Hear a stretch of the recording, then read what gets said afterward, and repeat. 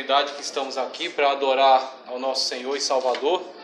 E agora vamos retomar o nosso trabalho, que temos iniciado aí no ano passado, de estudo bíblico. Então vamos caminhar um pouco mais aí ao longo desses estudos e vamos, como a gente tinha terminado o ano passado numa mensagem dentro de Novo Testamento, vamos voltar para o Antigo Testamento, o livro de Gênesis.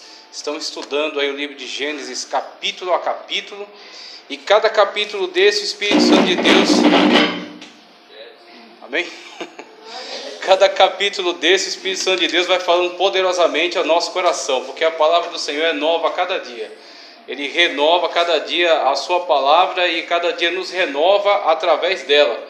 Então nós temos cada vez sendo beneficiados, desenvolvidos, edificados, amadurecidos, ganhando maturidade espiritual devido à palavra de Deus que está sendo comunicada a nós. Como o Senhor Jesus Cristo disse aos seus discípulos: vós já estáis limpos pela palavra que vos tenho falado.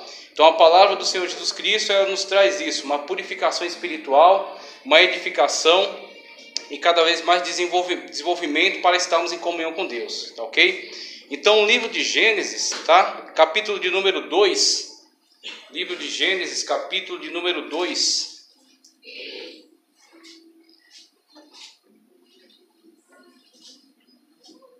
Já falamos aí sobre a criação, já falamos sobre especificamente a criação do homem, sobre o sábado, já falamos sobre o homem estar diante de escolhas, quando ele tinha ali a árvore do conhecimento do bem e do mal e a árvore da vida. E agora vamos prosseguir um pouco mais para o versículo 18. Gênesis capítulo 2, a partir do versículo 18, ok? E aí vão ter também outros textos bíblicos que nós vamos estar estudando essa noite, e a gente vai caminhando ao longo deles aí para o nosso melhor entendimento da Sagrada Escritura. Todos encontraram, amém? Amém. Vamos lá, Gênesis capítulo 2, a partir do versículo 18, vamos ler até o 25 e vamos ver aí o que a palavra de Deus nos diz acerca deste assunto.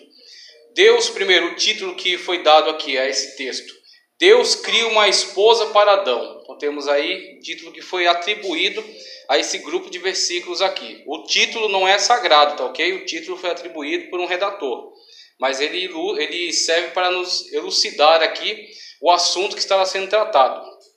Veja aqui a partir do versículo 18. E disse o Senhor Deus: não é bom que o homem esteja só. Far-lhe-ei uma ajudadora idônea para ele. Havendo, pois, o Senhor Deus formado da terra todo animal do campo e toda ave dos céus, os trouxe a Adão para este ver como lhes chamaria. E tudo que Adão chamou a toda alma vivente, isso foi o seu nome. E Adão pôs os nomes de todo o gado, e as aves dos céus, e a todo animal do campo, mas para o homem não se achava ajudadora idônea. Preste muita atenção nessas colocações aqui, porque todas elas vão ser muito importantes para entender o que Deus está fazendo aqui em relação à humanidade.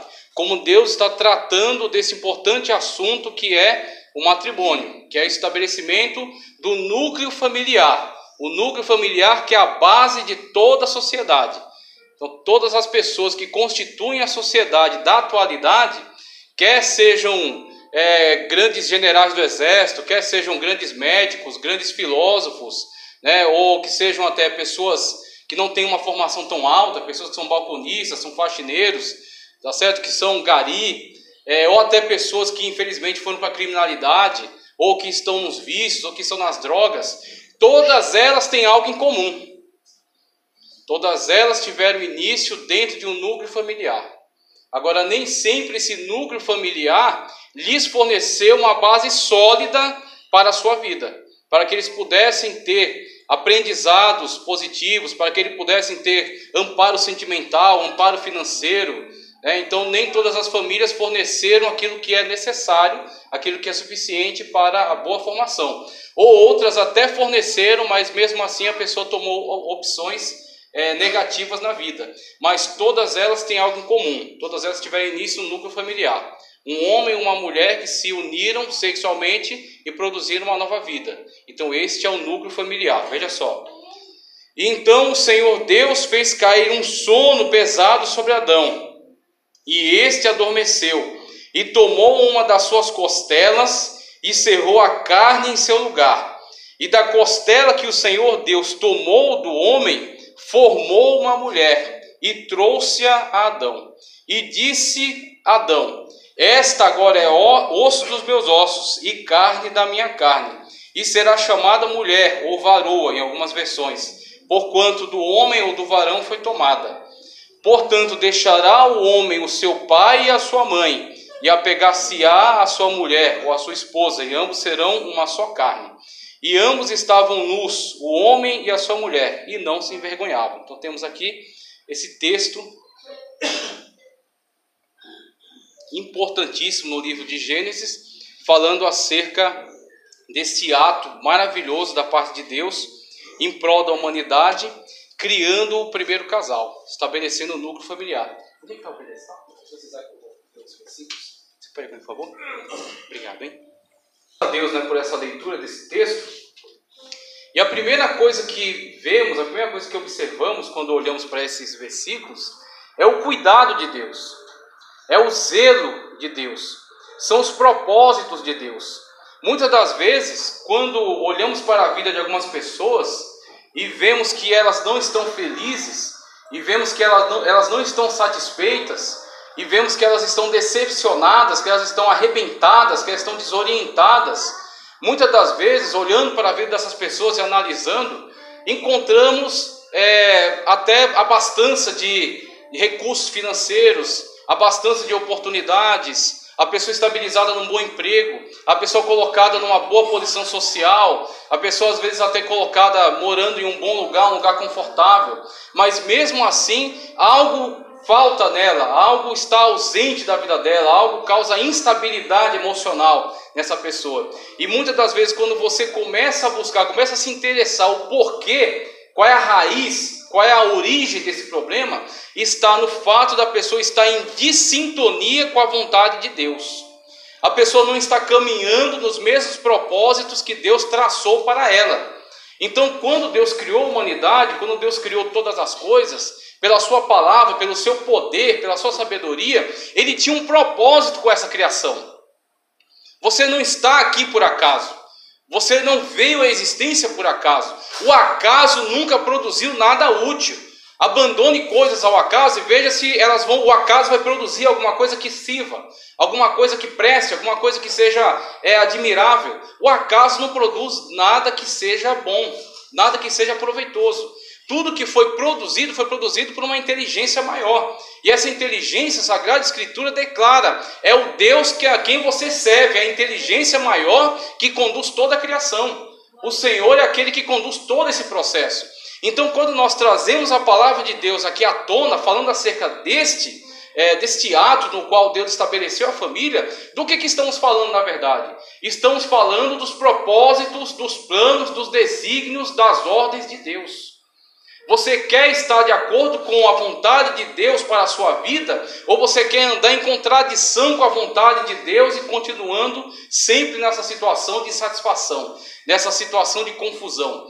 Todas as pessoas que atentam contra a vontade de Deus, na verdade, elas estão atentando contra o plano perfeito de Deus para as suas vidas. E assim elas vão necessariamente entrar em destruição. Sempre que alguém entra em rota de colisão com a vontade perfeita de Deus, ele está entrando numa rota de autodestruição. Porque aquilo que Deus planejou para nós, o fez a partir de um Deus que é amoroso, de uma intenção que é amorosa. Como Deus disse para Israel. O Senhor disse através do profeta Isaías: bem sei eu os pensamentos que tenho a respeito de vós, que são pensamentos de bem e não de mal, pensamentos de paz e não de guerra. Os meus pensamentos são mais altos que os vossos, como ele disse também através do profeta Isaías. Então, quando Israel saía dos propósitos de Deus, muitas das vezes pensando que estava vivendo conforme a sua própria diretriz, vivendo conforme a sua própria decisão, sua própria vontade, sua própria cabeça, como alguns dizem na atualidade, ser dono do seu próprio nariz, e as pessoas estão sempre procurando tornar-se donos do seu próprio nariz, como se já não fosse dela. mas é uma frase para exemplificar esta rebeldia. É uma frase para exemplificar esse antagonismo em relação a Deus e a sua palavra. Quando alguém toma esse caminho, geralmente ele entra numa rota de destruição. Ele entra numa rota na qual o final dela vai ser desespero. O final dela vai ser tristeza. O final dela vai ser amargura. O final dela vai ser decepção. Por quê? Porque os planos de Deus para nós são perfeitos. Os planos de Deus para a tua vida são maravilhosos. Os planos de Deus para a tua vida são perfeitos. Por isso que o Senhor criou todo esse momento para que você estivesse aqui nesta noite. Para que você pudesse estar em contato com a palavra dele, para que a palavra dele entrasse no teu coração, como diz a Escritura, que a palavra de Deus é como uma espada afiada de 2 gumes, que penetra até a divisão da alma e do espírito. Então, muitos problemas que o psicólogo não pode tratar, muitos problemas que o terapeuta não pode tratar, muitos problemas que você não abre nem para a sua família, muitos problemas que não podem ser resolvidos por nenhuma outra instância, a palavra de Deus está tratando sobre você. A palavra de Deus está penetrando no teu coração. A palavra de Deus está penetrando na tua mente e entrando em áreas que ninguém pode entrar, porque somente Deus, através da sua palavra, pode penetrar. Então nós falamos aqui sobre diversas coisas. Nós falamos aqui, por exemplo, sobre quando falamos acerca de Cristo, acerca do nome do Senhor Jesus Cristo, nós falamos para você acerca do poder que tem o nome do Senhor Jesus. Que quando você precisa de alguma coisa, você tem que invocar o nome do Senhor Jesus, porque o nome do Senhor Jesus tem todo o poder. Então esta é uma verdade que quando foi comunicada a você, te deu poder. Uma vez que você toma posse dessa verdade da palavra de Deus. Mas enquanto você resistir a ela, enquanto você estiver com seu coração duro, trancado, trancafiado, como numa fortaleza fechada, você está resistindo à palavra. Você está resistindo a Deus. Você está resistindo à sua verdade. Você está resistindo à sua vontade perfeita para a sua vida.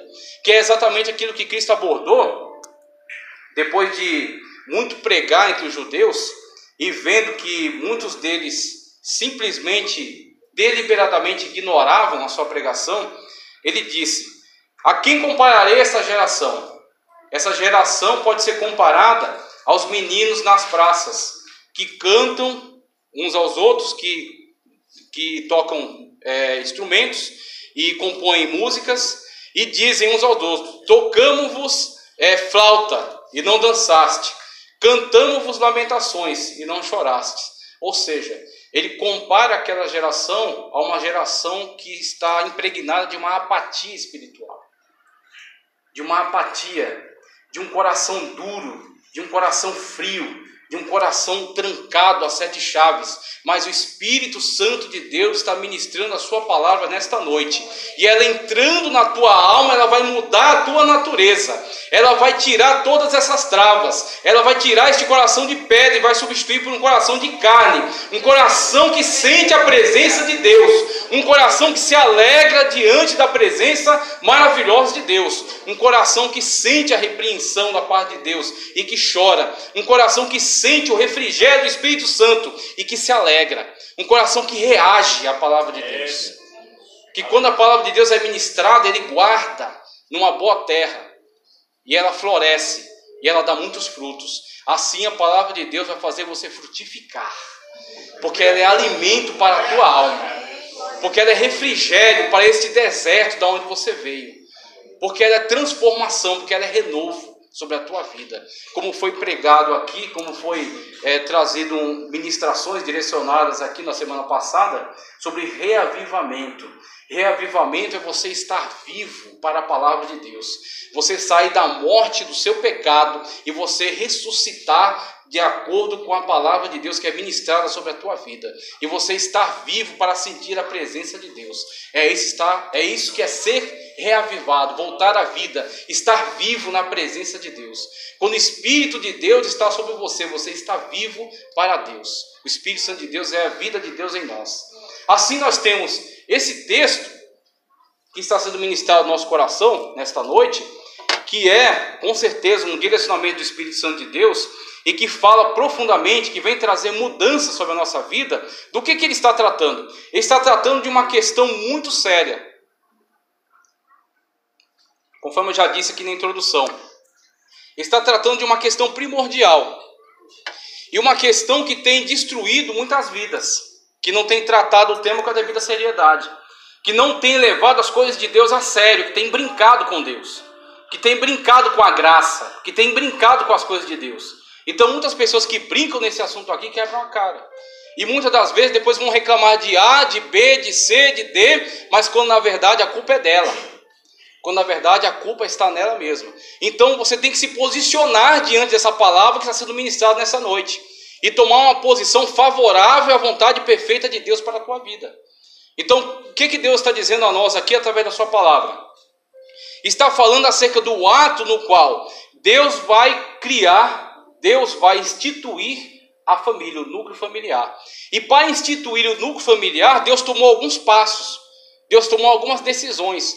Deus preparou toda a situação para que tudo estivesse para a honra e glória do seu santo nome.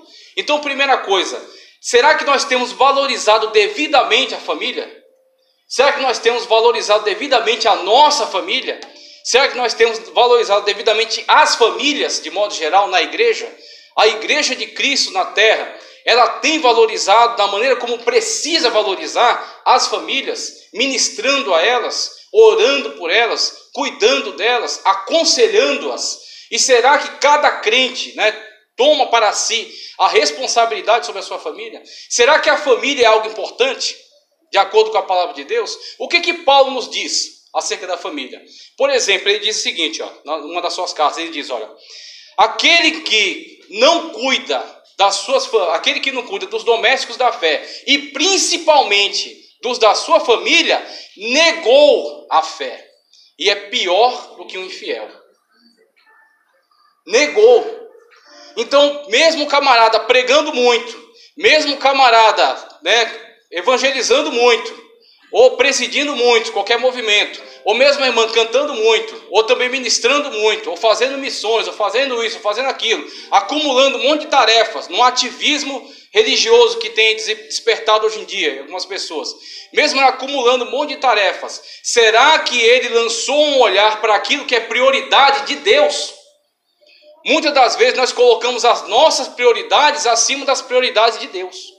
E quais são as prioridades de Deus para a nossa vida? Por exemplo, a família. Nós tivemos aqui uma ministração de EBD, trimestre, não sei se o retrasado, que abordou o tema da família. Abordou exatamente a questão da família, colocando as coisas no seu devido lugar. No seu devido lugar de importância. Primeiro Deus. Porque Cristo disse, aquele que quiser vir após mim, tem que negar pai, mãe, irmã, irmão, filho, o que precisar negar. Aquele que não amar a mim, acima de todas essas coisas, não é digno. Então, Jesus Cristo é o principal na nossa vida. Jesus Cristo é o primeiro na minha vida. Jesus Cristo é o centro da minha vida. Jesus Cristo é o centro da minha história. Se eu tiver que negar um pai, se eu tiver que negar uma mãe, se eu tiver que negar uma família, por causa de Cristo, eu nego, mas fico com Cristo. Porque somente nele há a palavra de vida eterna, como disse Pedro. Então Cristo é a prioridade. Cristo é o centro, é o primeiro. Só que quando você prioriza Cristo na sua vida, você vai agir como Cristo, como Paulo diz, sede meus imitadores, assim como eu sou de... Não é para você imitar Paulo em coisas erradas, vamos colocar dessa maneira aqui. Não é para você imitar Paulo em qualquer coisa que ele fizer, mas ele deixou muito claro. Onde que você tem que imitá-lo? Sede meus imitadores, como eu sou de... Então, enquanto ele está seguindo a Cristo, comunicando a palavra de Cristo, obediente à verdade que Cristo nos comunicou, aí ele é um exemplo a se seguir. Então, nós temos que tomar Cristo como nosso exemplo principal. Então, uma vez que Cristo é o centro da tua vida, e você pode dizer como Paulo, não vivo mais eu, o meu antigo eu egoísta, o meu antigo eu profano, o meu antigo eu iracundo, violento ou irresponsável, não vivo mais eu, meu antigo eu pecador, não vivo mais eu, meu antigo eu viciado, mas agora tudo isso é passado, está morto, está enterrado, está crucificado, e agora Cristo vive em mim, e quando alguém olha para você, vê Cristo através de você, vê Cristo na mudança da tua vida, vê Cristo na forma de você falar, vê Cristo na forma que você trabalha, vê Cristo na forma que você age, vê Cristo nas decisões que você toma. Não vivo mais eu, Cristo vive através de de mim. As pessoas se encontram com Cristo no dia a dia, quando se encontram com você, porque elas olham para você e vê a transformação que Cristo causou na tua vida.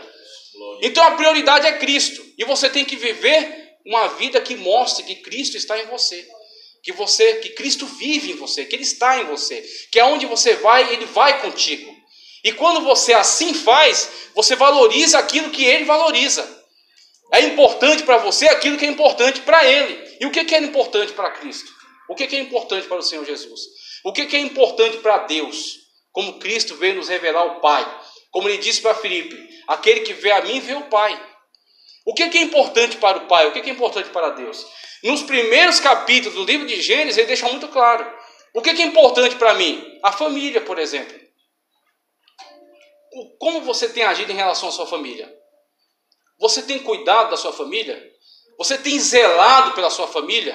Você tem se preocupado por aquilo que é uma preocupação dentro do teu seio familiar, no papel que você desempenha lá? Porque em algumas situações você é filho.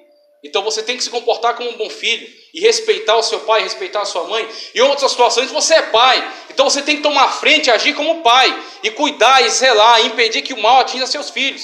Em alguma situação você é mãe, em outra situação você é filha. E assim os filhos também, dentro do seu seio familiar, como eles estão agindo em relação aos seus pais. E quando você se preocupa com isso, você está colocando a prioridade de Deus na tua agenda. Você está colocando a vontade de Deus como prioridade sobre a tua vida. Você está atraindo para você, você está atraindo sobre você a atenção de Deus, porque você está agindo de acordo com a sua perfeita e magnífica e maravilhosa vontade. Então nós temos que atentar para isso, porque isso aqui é prioridade para Deus. E se é prioridade para Deus, é prioridade para nós também. Assim nós temos, veja, e disse o Senhor, nos primeiros versículos aqui, ó, não é bom que o homem esteja só, far-lhe-ei uma ajudadora idônea para ele. Quando o texto bíblico nos menciona isso aqui, nós lembramos que a sociedade tem atacado ferozmente a família. A sociedade tem atacado a família, não é de hoje, já de muitos séculos atrás. Quando nós vemos, por exemplo, muitos movimentos que se levantaram na história e que declaradamente atacaram o núcleo familiar, tentaram desestabilizar o conceito de família, tentaram extirpar o conceito de família da face da terra. Como, por exemplo, no começo do cristianismo, logo que o cristianismo começou a ser propagado pela terra, surgiu um grupo chamado gnósticos. E os gnósticos, que diziam que a matéria é inerentemente má e que por isso o homem tem que se livrar da sua carne, e aí ele podia se livrar da sua carne ou dando a ela todos os prazeres para que ela se destruísse rapidamente, ou privando ela de todas as coisas, também com o intuito de destruir a carne e libertar a alma, que diziam que a carne é uma cadeia para a alma sendo liberta vai subir para um plano superior. Então esse tipo de ideias tentaram entrar na igreja. Esse tipo de ideias tentaram invadir a igreja e contaminar a mente dos cristãos. E muitos desses praticavam o chamado ascetismo. O que é o ascetismo? O cara vira um asceta, ele se torna totalmente isolado dos compromissos sociais. Ele não constitui família, ele não se importa com ninguém, ele vai apenas se importar com a sua espiritualidade, digamos assim, e se isolar em determinado lugar. Então esse tipo de pensamento tentou entrar e invadiu a mente de muitos cristãos que estavam atentos à palavra de Deus. Agora veja, hoje ainda nós temos alguns resquícios desse tipo de ideia. Muitas pessoas hoje, elas têm, vamos dizer assim, evitado constituir família, elas têm evitado assumir compromissos, tentando prolongar o seu prazer o máximo possível, a sua pretensa liberdade, tentando fazer o que quiser da sua vida sem ter compromisso com ninguém. E quando as pessoas assim o fazem, quando as pessoas não se atentam àquilo que a palavra de Deus recomenda, o que elas estão fazendo? Estão vivendo fora do propósito de Deus. Estão vivendo fora do plano perfeito de Deus. E o plano perfeito de Deus inclui o núcleo familiar. Porque é da parte de Deus que vem essa palavra. E disse o Senhor, Deus, não é bom que o homem esteja só. Quando o Senhor diz isso, não é bom que o homem esteja só, ele está contrariando essa visão gnóstica acerca do mundo. Ele está contrariando, por exemplo, aquilo que durante muito tempo o Império Romano fez com os escravos, que foi proibi-los de constituir família. Durante muito tempo, ter família era um status de poder. Só as pessoas que tinham poder na sociedade podiam constituir família. podiam ser pais e mães de família, ter filhos e comunicar os seus bens aos filhos. E o Império Romano, durante muito tempo, manteve muitas pessoas na condição de escravos e proibia-lhes constituir família. E o cristianismo, entrando no Império Romano e pregando acerca do valor da família, ele modificou todo esse conceito. E ele destruiu a escravidão por meio dessa pregação. Pregando, por exemplo, acerca de que todos os homens são filhos de Deus, então não há homem melhor do que ninguém. Todas as pessoas são iguais diante de Deus. E Cristo Jesus é o Salvador para todo homem. Não há homem melhor do que outro homem, não há mulher melhor do que outra mulher. Há apenas pecadores redimidos pelo sangue de Cristo Jesus e pecadores que ainda não foram redimidos, mas que podem ser, se aceitarem a Cristo como o único e suficiente Salvador. Então esta verdade destrói também esse conceito. Essa verdade, por exemplo, atenta contra aquilo que a Igreja Católica há muito tempo fez, que é obrigar os seus representantes, sacerdotes, a adotarem um celibato obrigatório. Não constituíssem família. O que a Igreja Ortodoxa do Oriente, que se separou do catolicismo, não adotou. Permitiam que seus sacerdotes constituíssem família. Agora a Igreja Católica Romana manteve isso. Proibiu que os sacerdotes constituíssem família. E aí podemos entrar por isso a estudar em outro momento, mas agora apenas deixamos a palavra de Deus como referência. Não é o plano perfeito de Deus. Não é a vontade perfeita de Deus.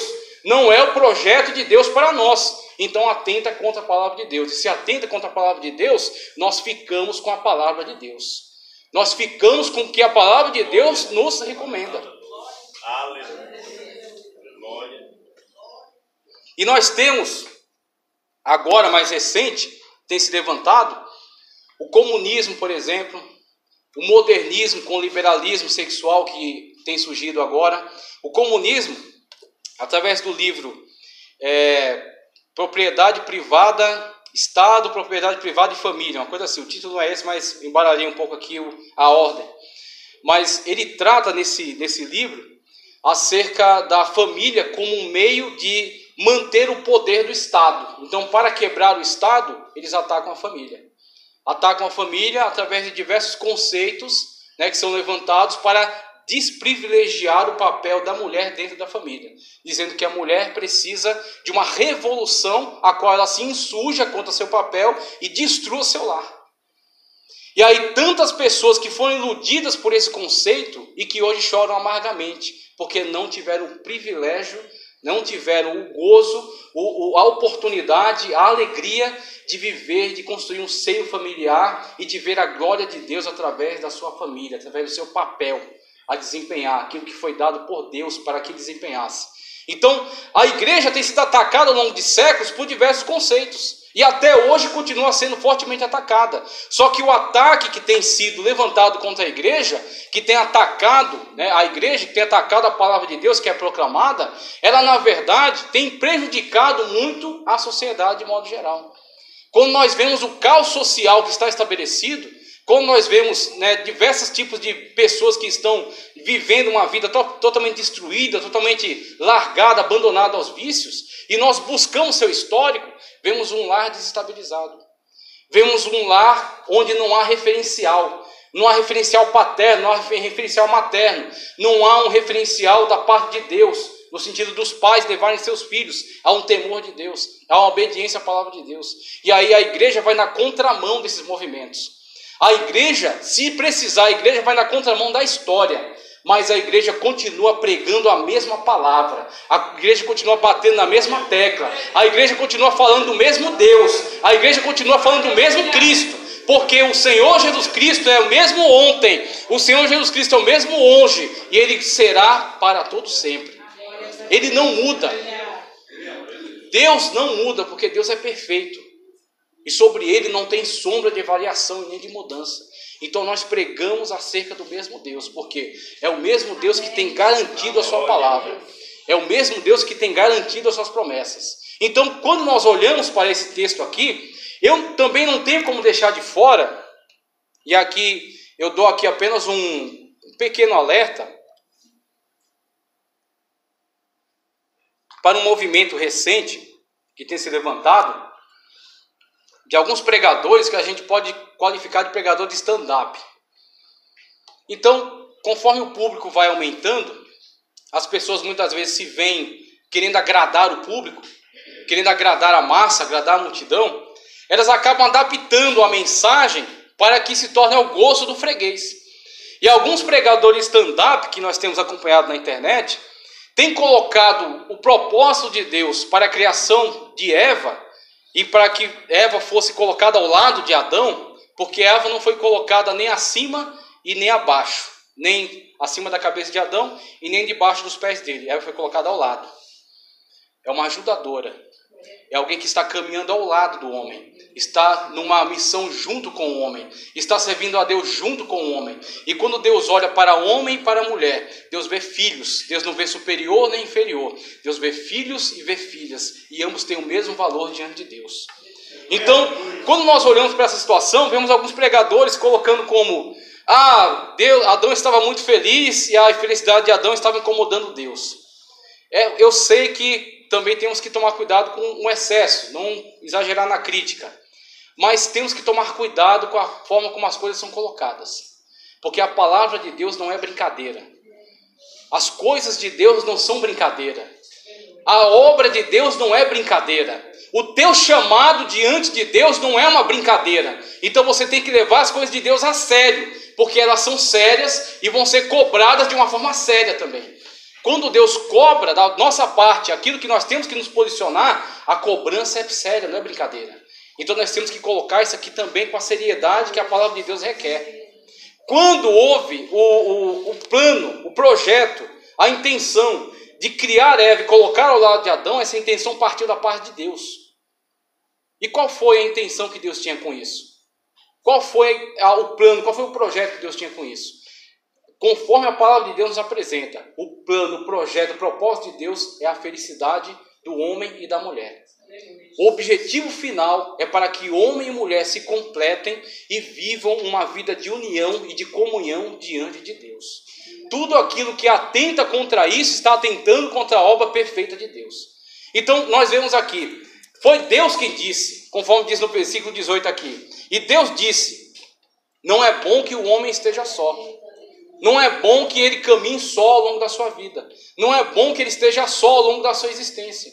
Foi o próprio Deus quem declarou isso. Foi o coração de Deus quem teve essa intenção, de onde partiu essa ideia. E será que Deus iria querer algo que não fosse para nosso bem, para a nossa alegria, para a nossa satisfação, para que nós estivéssemos regozijando diante da sua presença? Então partiu do coração de Deus a ideia da família.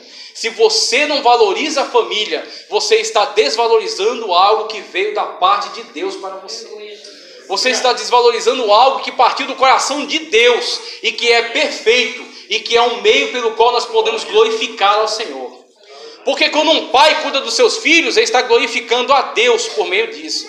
Porque quando a mãe se dedica a cuidar do seu lar e cuidar dos seus filhos e cuidar do seu marido, ele está glorificando a Deus através do seu trabalho. Quando os filhos honram seu pai, como diz a palavra de Deus, o primeiro mandamento com promessa: seus dias se prolongarão sobre a terra.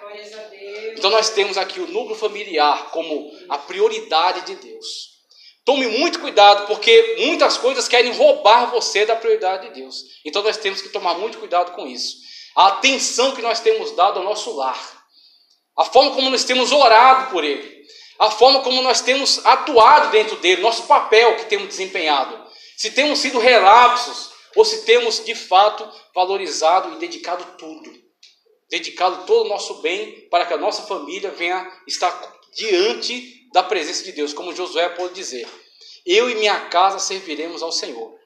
Mas para que ele possa dizer isso, ele teve que dedicar-se à sua família. E aí ele pôde dizer: eu e minha casa serviremos ao Senhor. E aí nós temos, durante essa transcorrer desse capítulo, ele disse, primeiro partiu da parte de Deus. E disse o Senhor Deus: não é bom que o homem esteja só. Far-lhe-ei uma ajudadora, uma adjutora idônea. Esse idônea, conforme diz aqui o texto, eu busquei o original dele, é neged, do hebraico. Neged. E esse neged é estar ao lado. É bom enfatizar isso. Por quê? Porque o diabo, muitas das vezes, para destruir a estabilidade familiar, ele vem colocar conceitos errados, contraditórios, enganosos, de que há uma espécie de luta de que há uma espécie de disputa, de que há uma espécie aí de tentativa de dominação ou de inferiorização dentro do lar. Aquilo que tem sido propagado por alguns meios, como eu passei aqui. Algumas filosofias têm propagado isso. Mas a intenção de Deus, a ideia de Deus, o projeto de Deus é que um esteja ao lado do outro. É que um seja uma coluna para o outro. É que um seja um apoio para o outro. É para que um esteja caminhando ao lado do outro e ambos servindo e glorificando a Deus. Essa é a ideia de Deus. Então, quando um cônjuge tenta subjugar o seu cônjuge, tenta fazer dele inferior, tenta humilhá-lo de alguma maneira, tome muito cuidado com isso. Você está tentando destruir o projeto de Deus. Você está atentando contra a vontade perfeita de Deus. Você está atentando contra aquilo que Deus criou para a sua própria glória. E você não pense que Deus vai deixar isso impune. Você não pense que Deus não vai cobrar cada situação dessa. Como Cristo fala, às vezes a gente se engana com a graça, pensando que a graça, agora é graça, é tudo de graça, tudo fácil. É graça para mim, por quê? Porque alguém pagou o preço na cruz do Calvário. Alguém derramou seu sangue para que eu pudesse entrar nas mansões celestiais pelas portas. E para que eu pudesse ser justificado diante de Deus. E para que meus pecados fossem pagos, fossem apagados pelo sangue de Cristo Jesus. Mas alguém pagou. Cristo Jesus pagou na cruz do Calvário. Então a graça tem sim suas exigências. Como por exemplo essa situação aqui na qual, por exemplo, veja só, uma coisa que Cristo disse e que nos mostra bem a seriedade da graça. Cristo disse, olha, o homem há de dar conta por cada palavra ociosa que sair da sua boca. Evangelho de Mateus. Você talvez não tenha se deparado com essa realidade. Talvez você não tenha se deparado com esta exigência, né, com este nível, né, de investigação, com esse nível de exigência, de cobrança da parte de Deus. Mas até aquilo que sai da tua boca tem que ser consagrado. Como Paulo fala, tudo aquilo que fazeis, fazer por fé. A motivação da tua ação tem que ser a fé em Cristo Jesus. Então aquilo que você diz de forma ociosa, ou seja, de forma irresponsável, que venha causar ferimentos, que venha causar traumas espirituais, que venha causar discórdia, que venha causar tristeza, amargura, ou que venha até tirar uma pessoa da presença de Deus, tome muito cuidado. Isso vai ser cobrado também. O Senhor Jesus Cristo, você não deve brincar com Ele, você não deve brincar com as coisas de Deus, deve levar Ele muito a sério, porque Ele é Senhor, e porque Ele é Deus. E João, quando viu o Apocalipse, ele o viu com olhos como chamas de fogo, e com pés como latão reluzente.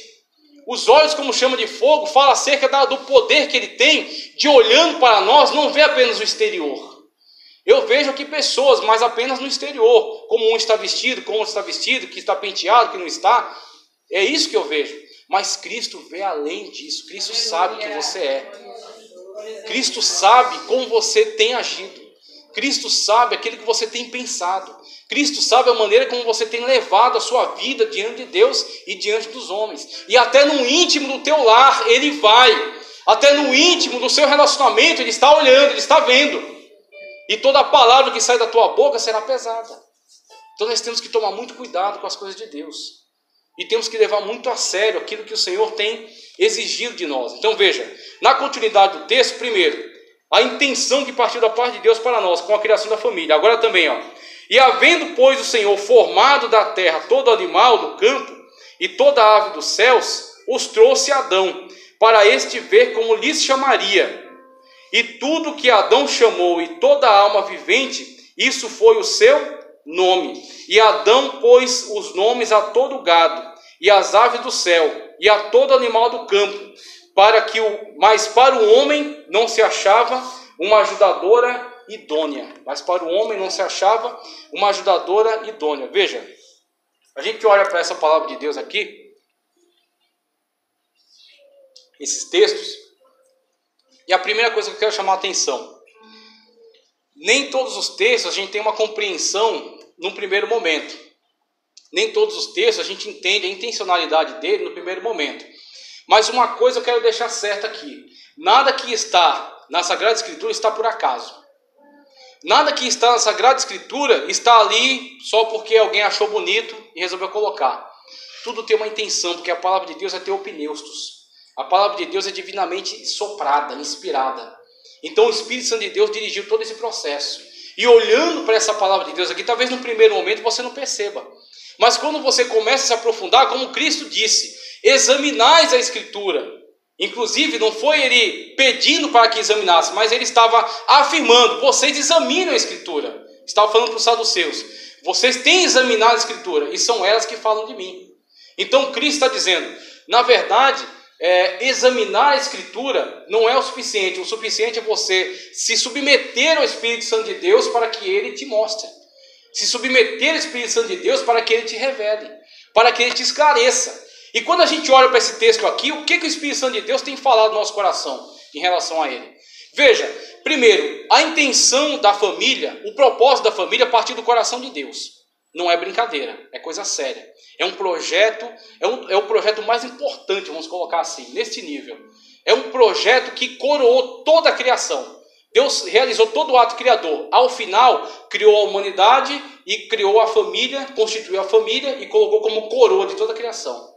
Então a família é a coroa de toda a criação. É o principal, é a cereja do bolo. É o principal de Deus dentro de toda a criação, todo o universo.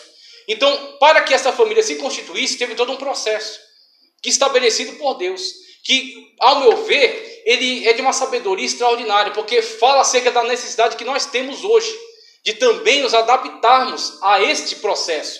Quando, por exemplo, Deus colocou aqui no seu coração, vou criar a mulher, vou trazer a mulher à existência para colocar ao lado do homem. O segundo passo de Deus, depois dessa intenção de criar a mulher, trouxe diante de Adão os animais. Por quê? Por que Deus realizou esse ato? Qual a intenção? Qual é o propósito? Colocou os animais diante de Adão. Adão teve todo um trabalho colocando o nome em cada um desses animais. E ao final, Adão percebeu. Então Deus estava instigando Adão a uma percepção. Então, primeiro, Deus colocou Adão em um trabalho. Deus colocou Adão em um serviço. Será que isso não tem falado ao nosso coração nesta noite acerca de responsabilidade? Muitas das vezes a igreja, por ser mais gostoso pregar acerca de fogo, ser mais gostoso pregar acerca de reteté, ser mais gostoso pregar acerca de profecia, de revelação, chave de casa, chave de carro, muitas das vezes a igreja tem se descuidado de uma parte muito importante, de conscientizar as pessoas acerca das suas obrigações. Deus agiu como um pai aqui. Deus tomou o papel de pai para si, como um pai tem que fazer em relação ao seu filho. Uma parábola que existe entre os fariseus, que era muito importante e continua sendo, todo pai tem a obrigação de ensinar uma profissão útil para seu filho. O pai que não ensina seu filho a trabalhar, o está ensinando a ser um ladrão. Você já parou para pensar que o grande problema da sociedade, talvez a totalidade desse problema, está focalizado no desprezo que a humanidade tem revelado pela família? A responsabilidade, por exemplo, que não tem sido adotada, a postura que não tem sido assumida. Então Deus está mostrando para nós aqui o que é o posicionamento de um pai. Deus está falando, Adão, no meu coração já está a ideia de criar uma mulher para ti. O que eu vou fazer com você? Vem para cá que eu vou te ensinar a trabalhar. Vem para cá que eu vou te dar ocupação. Vem para cá que eu vou te dar serviço. E na verdade a Sagrada Escritura nos mostra qual é o valor do trabalho para a nossa vida. Vamos comigo lá em Tessalonicenses? Rapidinho, segunda carta de Paulo aos Tessalonicenses. Segunda carta de Paulo aos Tessalonicenses. Que eu quero mostrar para você como esses aspectos que às vezes não são tão valorizados, são tão importantes para Deus. Agora vai. Agora eu enxerguei. 3, 6 ao 16. Olha só. Mando-vos, porém, irmãos. Agora sim. Mando-vos, porém, irmãos, em nome do Senhor Jesus Cristo, que vos aparteis de todo irmão que anda desordenadamente, e não segundo a tradição que de nós recebeu, porque vós mesmos sabeis como convém imitar-nos, pois que não nos portamos desordenadamente entre vós. Quando Paulo manda eles, veja, olha que negócio sério aqui. Paulo não está dizendo assim, se der, se tiver como, se você tiver afim. Não. Paulo ele tinha uma responsabilidade com a igreja que era o rebanho de Deus, é o rebanho de Cristo. São as ovelhas de Cristo. Não são as ovelhas de Paulo, são as ovelhas de Cristo. E Paulo foi colocado com uma responsabilidade sobre elas, e tem que apresentar elas naquele grande dia, quando Cristo vai julgar as obras de todos os homens. Então Paulo, assumindo seu papel e sua responsabilidade, ele também chama a atenção de uma forma séria. Ele diz: eu não estou pedindo, tá? Eu estou mandando, com a autoridade que vem da parte de Cristo sobre a minha vida. Assim também a igreja, ela tem que comunicar a palavra de Deus com este peso, com essa seriedade. Se você vai entrar por ela ou não, é uma decisão sua. Mas a palavra de Deus está sendo comunicada. A palavra de Deus está sendo pregada. A palavra de Deus está sendo aqui discernida para que você possa absorvê-la. Então é você que vai dizer se ela vai mudar, se ela vai reger a sua vida ou não. Veja, quando Paulo dá essa exortação, ele diz: eu também não tenho me portado dessa maneira. Eu também tenho sido exemplo. Eu mando para que não se comporte dessa maneira, porque eu não tenho me comportado. Porque eu tenho me comportado de uma forma honrosa, glorificando a Deus, honrando a palavra de Deus. Veja só. Porque vós mesmos sabeis como convém imitar-nos, pois que não nos portamos desordenadamente entre vós. Nem de graça, aqui é sério, hein? Aqui é muito sério. Nem de graça comemos o pão de homem algum, mas com trabalho e fadiga, trabalhando noite e dia, para não sermos pesados a nenhum de vós. Não porque não tivéssemos autoridade, mas para vos dar em nós mesmos exemplo, para que nos imitardes. Porque quando ainda estávamos convosco, vos mandamos isto, que se alguém não quiser trabalhar, não coma. Se alguém não quiser trabalhar, também não queira comer. Muito bem. Vai ficar difícil, né? Olha só. Portanto, ouvimos que alguns de vós andam desordenadamente, não trabalhando, antes fazendo coisas inúteis, coisas vãs, bobagens, besteiras. E a esses tais, porém, mandamos e exortamos por nosso Senhor Jesus Cristo, que trabalhando com sossego, comam o seu próprio pão. E vós, irmãos, não vos canseis de fazer o bem. Mas se alguém não obedecer a nossa palavra, por esta carta, notai o tal, e não vos mistureis com ele, para que não se envergonhe. Todavia, não tenhais como inimigo, mas admoestai-o como irmão. Ora, o mesmo Senhor de paz vos dê paz em toda maneira, o Senhor seja com todos vós. Então, concluindo aqui, o que Paulo deixou muito claro aqui? Responsabilidade. Tem surgido muitas igrejas pregando um evangelho de autoajuda. Tem surgido muitas igrejas pregando um evangelho de oba-oba. Pregando um evangelho que não existe. Onde a pessoa faz um voto, a pessoa pega uma cruz, a pessoa pega uma rosa, pega um copo com água e faz um monte de mandinga, um monte de macumba evangélica e com isso obriga a Deus a agir na vida dele. Eu digo para você, como é que Deus tem agido na minha e na tua vida? Quando Deus abre uma porta de emprego, aí a prosperidade de Deus sobre a tua vida. Quando Deus te dá força para levantar de manhã para trabalhar, Deus está agindo sobre a sua história. Quando Deus te dá inteligência para estudar e para se formar, Deus está fazendo um milagre através de você. Quando você se levanta e você age de uma forma honrosa e você cumpre com as suas obrigações, você está glorificando o nome do Senhor na terra. Não é só quando você põe uma Bíblia debaixo do braço e sai por aí gritando que você está evangelizando. É quando você se comporta como um homem. Como Davi disse para Salomão: anda na presença de Deus e ser homem. Seja homem, seja mulher. Assuma a sua responsabilidade. Haja de uma forma responsável. Glorifica a Deus na maneira como você tem vivido. Na maneira como você tem agido. Nas decisões que você tem que tomar. Quando você assim o faz, o projeto perfeito de Deus se cumpre sobre a tua história. E nada pode impedir, porque é a vontade de Deus que você, de fato, glorifique o nome dele aonde você está. Mas desde que você esteja no centro da sua vontade. Como ele fez com Adão aqui, já vou encerrar, já vou fechar. Adão, Deus ia trazer uma esposa para ele, o que ele fez? Trabalhe. Vem cá, meu filho. Você vai dar nome para os animais aqui. E aí quando começou a dar nome para os animais... E começou a se cansar de tanto nome, passarinho, canário, né, tucano, não sei o que, e cachorro e lobo e tal. E Adão começou a perceber, tem o lobo e tem a loba. Tem o boi e tem a vaca. tem o canário e tem a canária. E diz que o bom canário apanha da canária. Mas isso aí serve só para o canário. Então quer dizer, quando Adão foi todo esse processo, esse trabalho, né? Adão percebeu algo. O que Adão percebeu? Adão percebeu que para ele não havia um par. Que para ele não havia uma companheira. Não havia uma adjutora. Então, uma coisa a mais que o Espírito Santo de Deus fala ao meu coração através disso aqui. O relacionamento que Deus está desenvolvendo através de nós, o projeto de Deus para a nossa vida, não é apenas um projeto carnal, como algumas pessoas têm se relacionado aí no mundo. As pessoas têm se relacionado por atração sexual. Quem se relaciona por atração sexual é bicho, que tem instinto.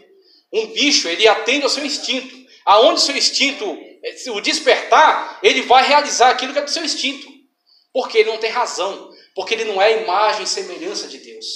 O diabo tem se levantado para destruir a imagem e semelhança de Deus. Mas o Espírito Santo de Deus está orientando você nesta noite.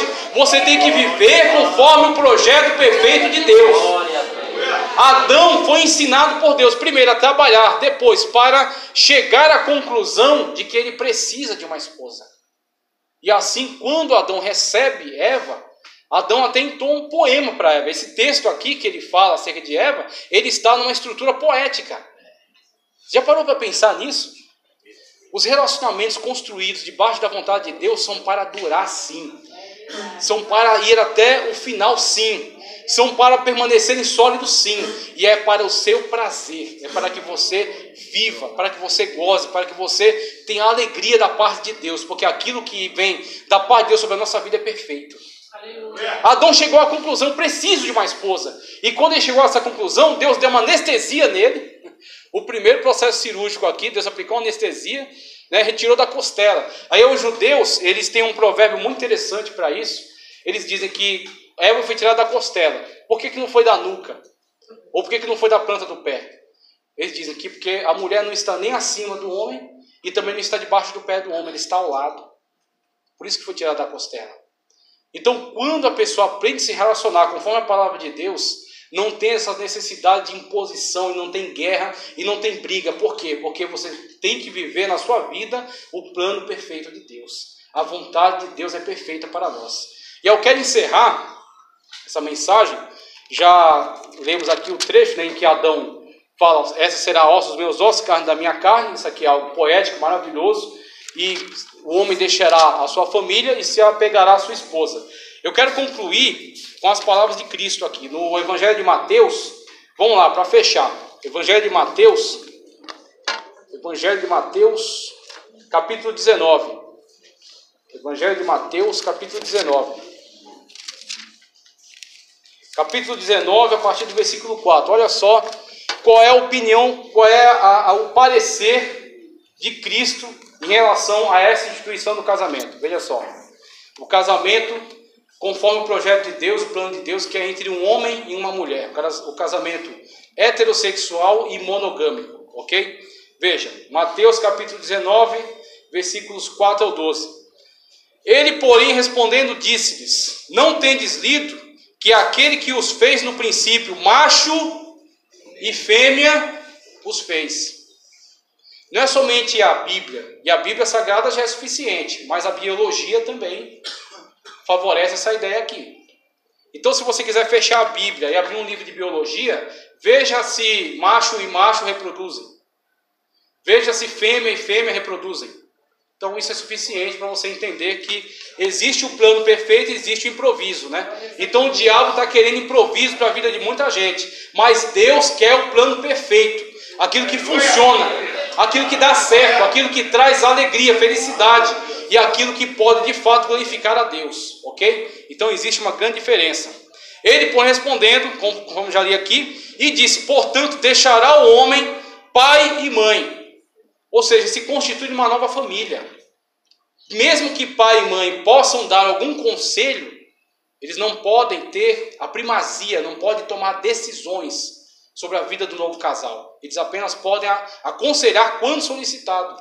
Porque se estiverem fazendo diferente disso, estão contra a palavra de Deus. E aquilo que está contra a palavra de Deus não vai funcionar, vai cair por terra. Então você tem que zelar pelo seu relacionamento. Você tem que seguir aquilo que a palavra de Deus tem orientado. Portanto, se unirá a sua mulher, e serão dois uma só carne. Se é uma só carne, como é que pode haver segredos entre homem e mulher? Algo que só o homem sabe, uma conta secreta, a mulher também. Eu já vi situações em que a mulher enganava o marido, não em situação de traição, mas em relação à criação dos filhos, ocultando algumas coisas do marido, e eu vi destruição sobre essa família. E assim também em todas as famílias será assim. Porque o projeto de Deus é uma só carne. Se é uma só carne, tudo está compartilhado. Se é uma só carne, se doer nela, tem que doer em você. Se é uma só carne, o que é uma alegria para você tem que ser uma alegria para ela também. Se é uma só carne, a decisão tem que ser compartilhada. Ok? Então tem que haver sim uma união perfeita, porque esse é o projeto de Deus, que será uma só carne. Se for diferente disso, vai fracassar, não vai dar certo. Veja só. Assim não são mais dois, mas uma só carne. Portanto, o que Deus juntou, não separe o homem. O que Deus juntou, não separe o homem. Continuando. Disseram-lhe eles: então, por que mandou Moisés dar-lhes carta de divórcio e repudiá-la? Disse-lhes ele, o Senhor Jesus Cristo: Moisés, por causa da dureza dos vossos corações, vos permitiu repudiar vossas mulheres, mas ao princípio não foi assim. Isso é improviso. O projeto de Deus é união, não separação. Eu vos digo, porém, que qualquer que repudiar sua mulher, não sendo por causa de fornicação ou adultério, e casar com outra, comete também adultério. E o que casar com a repudiada também comete adultério. Quem está dizendo isso aqui não é Pedro, não é Paulo, não é Tiago, não é João. Quem está dizendo isso é o Senhor Jesus Cristo, Jesus de Nazaré. Então, se você não gostar, você vai reclamar com ele, porque este é o plano de Deus para mim e para a tua vida. Eu prefiro viver conforme a vontade de Deus, mesmo pagando o preço. Eu prefiro viver conforme aquilo que o Senhor tem me ordenado, porque quando você assim o fizer, vai dar certo. Veja só. Eu vos digo, porém, que qualquer que repudiar, como eu já li aqui, disseram-lhe seus discípulos agora, os discípulos dele, hein? Se assim é a condição do homem relativamente à mulher, não convém casar. Estão na carne ainda. Ele, porém, lhes disse: nem todos podem receber esta palavra, mas só aqueles a quem foi concedida. Porque há eunucos que assim nasceram do ventre da mãe, e há eunucos que foram castrados pelos homens, e há eunucos que se castram a si mesmos por causa do reino dos céus. Quem pode receber isto, que receba. Então Jesus Cristo não aliviou, não passou um pano, não mudou para contemporizar nem para agradar. Ele disse: esta é a verdade. Agora, quem é que pode receber essa verdade? É quem está querendo andar conforme o projeto de Deus.